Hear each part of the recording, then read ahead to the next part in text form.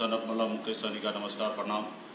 साथियों, मैं खास करके आप लोगों को कुछ चीज़ से अवगत कराना चाहता हूं कि खास करके मेरा जो संघर्ष रहा और ख़ास करके 2014 से बिहार में निषाद समुदाय को मान सम्मान अधिकार दिलाने का, आरक्षण दिलाने का, और उसके लिए आप लोगों ने हमेशा मुझे भरपूर सहयोग किया, साथ दिया।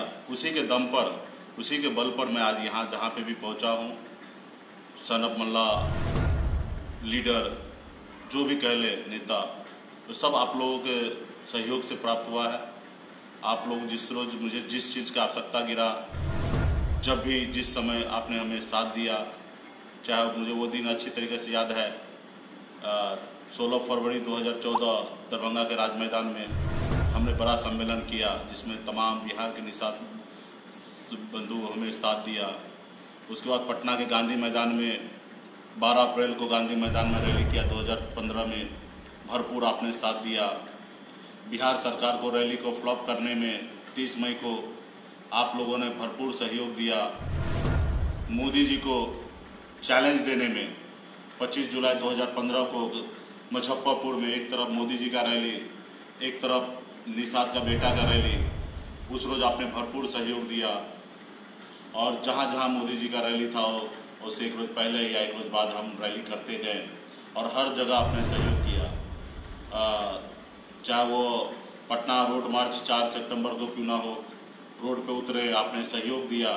12 घंटे में बिहार सरकार को झुकना पड़ा और बिहार सरकार ने रिपोर्ट बनाकर निषाद समाज को बिन बिल्दा नुनिया मला निषाद के सभी 21 उपजाति को बिहार सरकार ने 12 घंटे में अनुशंसा कर दिया कि इस समाज को आरक्षण मिलना चाहिए। साथियों, ये हमारी बहुत बड़ी उपलब्धि है।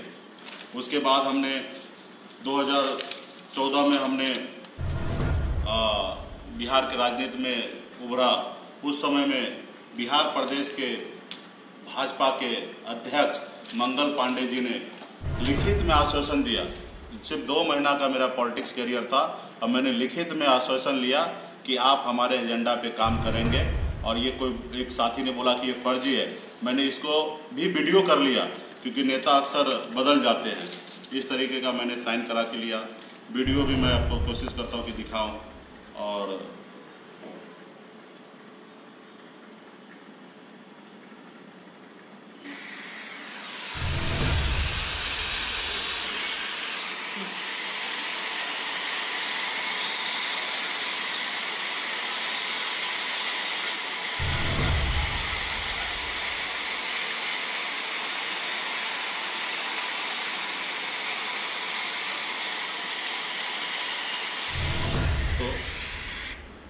आपने देखा कि जब भी भाजपा को जरूरी था निषाद मल्ला समाज का वोट का, तो उन्होंने एग्रीमेंट तक साइन किया। 2015 में खुद देश के प्रधानमंत्री मोदी जी, भारतीय जनता पार्टी के राष्ट्रीय अध्यक्ष अमित शाह जी ने, जबकि मैं महागठबंधन में समर्थन दिया था, लेकिन उन्होंने कहा कि मुकेश जी किसी भी हालत में हमें सरकार बनाने दीजिए, आप हमको मदद कीजिए और दिल्ली में जो आपकी लड़ाई है वो मैं पूरा करूँगा।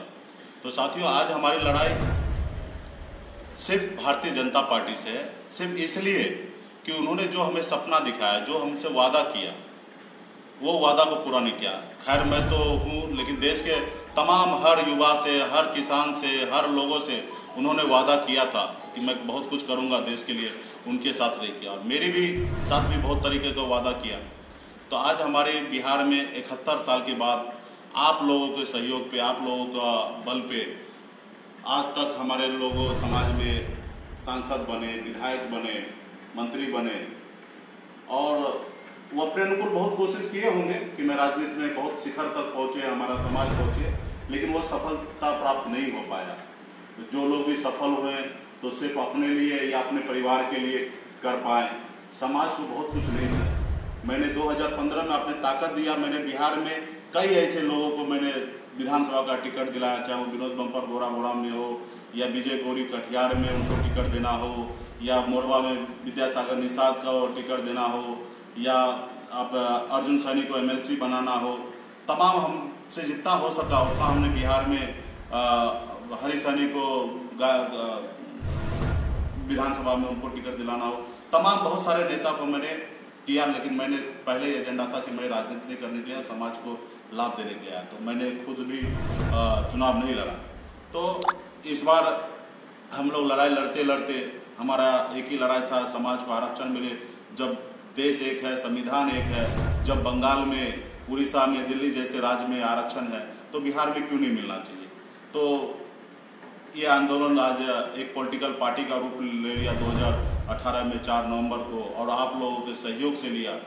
और आज महागठबंधन, जहाँ पे कांग्रेस पार्टी, नेशनल पार्टी, क्षेत्रीय आरजेडी पार्टी, जो बड़े पार्टी, और हम लोग जीतन मांझी जी, उपेंद्र कुशवाहा जी, सबके सहयोग से हम लोग एक बड़ी गठबंधन किया है। इसमें हमें 3 सीट मिला है। आज तक हमारे लोग बड़े बड़े पार्टी के पीछे घूमकर अपने चप्पल खींच देना और ज़िंदगी बिता देना, लेकिन उनको एक टिकट का नसीब नहीं होता था। आज हम लोग टिकट मांगने वाला व्यक्ति नहीं बने, टिकट बांटने वाला व्यक्ति बने साथियों।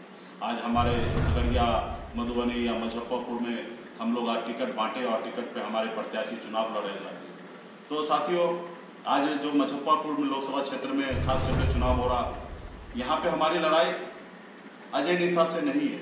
वो हमारे समाज का बेटा है और सम्मानित व्यक्ति है। हमारी लड़ाई भारतीय जनता पार्टी से है कि उन्होंने निषाद समाज से जो वादा किया, वो वादा को पूरा नहीं किया। अभी हम अपना घर बना चुके, और मैं यहाँ पे भी निषाद को, बेटा को भी जगह दिया, टिकट दिया, निश्चित तौर पे जीतेगा। ओके। मजबूती से जो आप लोग आज तक साथ दिए, उसी तरीके से ये चुनाव को भी देखना है, और हर बगैर कुछ सोचे हुए अपने पार्टी को जिताना है, अपने प्रत्याशी को जिताना है, और मोदी जी को दिखाना है। अभी मैंने कल इमरजेंसी कुछ काम आ गया, मैं 4 बजे प्रचार खत्म करके मैं अचानक मैं दिल्ली गया हूँ साथियों। और कल मैं रात को दिल्ली था, सुबह में फिर मैं पटना आ गया। मैं वहाँ पे मैं गया, बहुत बड़े बड़े पॉलिटिक्स जगत में बड़े बड़े नेता से हमने मिला। क्लियर है, मोदी जी 125 से लेकर 145 की सीट ला रहे हैं, और पूरा एनडीए 175 से लेकर 190 के अंदर में रहने वाला है।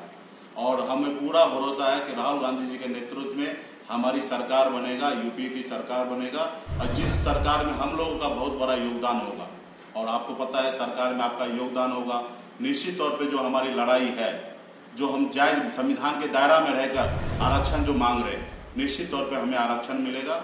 इसके लिए आप लोग की आवश्यकता है कि आप सबसे पहले 3 लोकसभा क्षेत्र से हम जो चुनाव लड़ रहे हैं उसको जीते, जिसमें एक का चुनाव संपन्न हो चुका है, 2 मधुबनी और मुजफ्फरपुर का कल चुनाव होना है, कल मतदान होना है। और उसमें आप लोग तमाम हमारे संगठन के, पार्टी के सभी पदाधिकारी को, कि यही एक मौका हम लोगों को मिला है 71 साल के बाद कुछ कर दिखाने का, कुछ कर जाने का। तो इसको आप बरकरार रखें, अब मजबूती से चुनाव लड़े। और आज मैंने कल एक पेपर में हमने देखा, भारतीय जनता पार्टी के शीर्ष नेता सुशील कुमार मोदी जी ने भी मधुबनी में रोड शो करते हुए उन्होंने कहा कि हमारी लड़ाई बद्री पूर्वे से नहीं है, शकील अहमद से लड़ाई है। वहाँ पे भी उन्होंने एक बहुत बड़ा संदेश खास करके बनिया समुदाय को दिया, क्योंकि वैश्य समाज को दिया, क्योंकि हमने वहाँ पे वैश्य समाज को चुनाव मैदान में उतारा है। और वैश्य समाज से आते हमारे सुशील मोदी जी भारतीय जनता पार्टी में रहते हुए भी उन्होंने वहाँ पे जाके अपने समुदाय को एक इंडिकेट किया कि मेरी लड़ाई आपसे नहीं है, अपने समाज से नहीं है, हमारी लड़ाई दूसरे साइड, एक निर्दलीय प्रत्याशी का नाम लिया।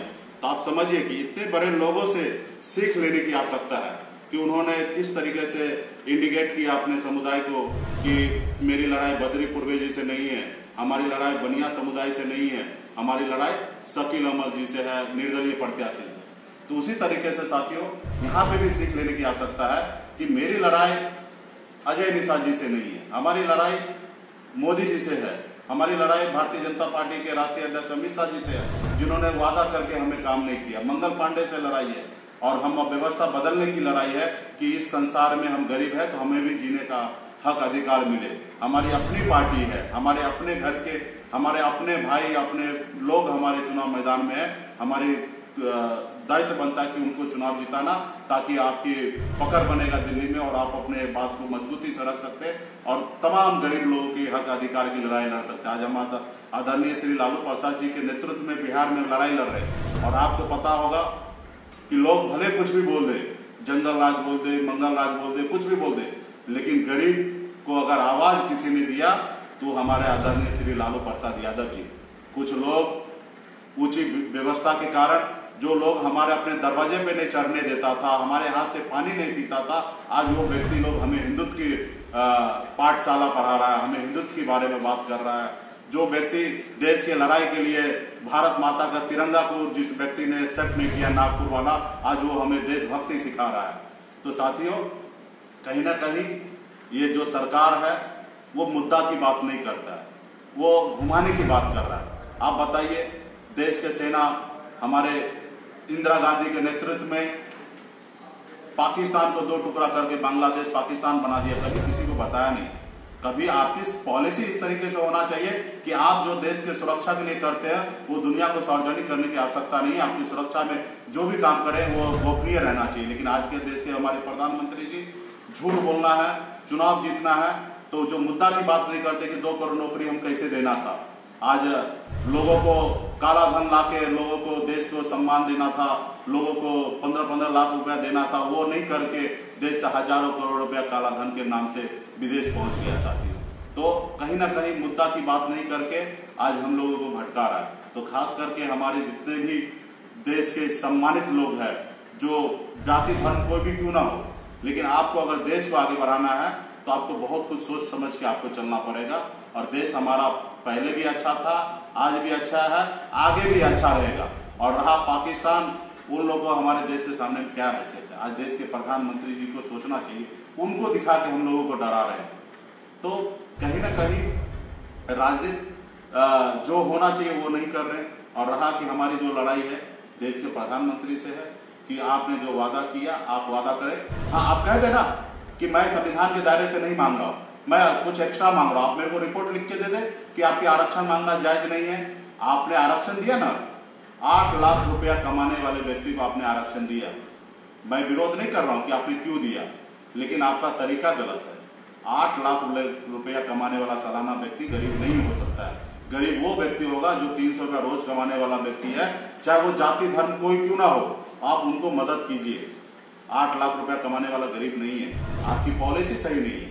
बाकी हमें तो हम सम्मान करते हैं हर जाति धर्म के लोगों को, जो गरीब है उनको न्याय मिलना चाहिए, उसको सरकार से फैसिलिटी मिलना चाहिए, सरकार से हर तरह का सुविधा मिलना चाहिए। लेकिन आप जो कर रहे हैं वो कहीं ना कहीं गलत है। आज बिहार के मछुआरा समुदाय, आपको क्या लगता है बिहार में खास करके 2% भी लोग आप ढूंढ के आप मेरे को बता दीजिए सालाना 8 लाख रुपया कमाने वाला व्यक्ति, आप उनको नहीं दे रहे। 98% लोग जो गरीबी रेखा से जी रहे आज उनको सम्मान नहीं दे रहे, उनको आरक्षण नहीं दे रहे। जबकि अम्बेडकर जी ने हमें आरक्षण दिया था 1950 में जब संविधान बना। आज हमारे पड़ोसी राज्य में बंगाल में हमारे निषाद भाई को, बीद भाई को, दिलदार को, मुनिया को, सभी को उपजाति को आरक्षण मिल रहा है। बिहार में हमने क्या गुनाह किया जो हमको आरक्षण नहीं मिल रहा है। तो हम लड़ाई लड़ रहे हैं और आपने वादा भी किया था, एग्रीमेंट मेरे साथ साइन किया, उसके बावजूद भी आपने नहीं दे रहे। तो साथियों, और हमारे संगठन के पार्टी के सभी पदाधिकारी को आपके पास 30 घंटे का समय है।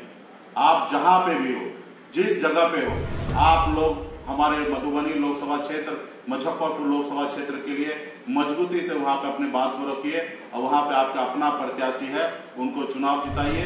और फिर आप एक जिस तरीके से मेरे पर भरोसा किए हैं, आने वाले समय में आपके भरोसे पे मैं किस तरीके से कायम रहूंगा, ये निश्चित तौर पे आज तक मैंने भरोसा किया, कायम रहा, आने वाले समय में भी कायम रहूंगा।